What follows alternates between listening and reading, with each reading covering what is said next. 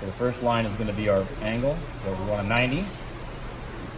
Step down, our second bend will be a 45.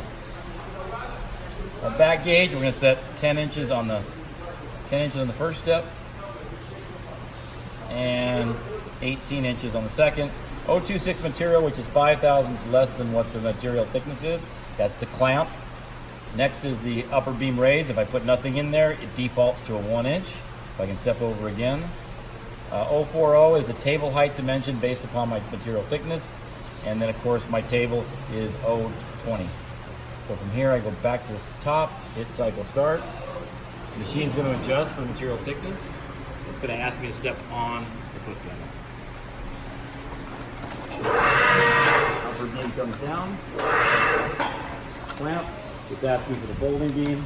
The folding beam is going slower than normal right now. On the return, it'll be normal.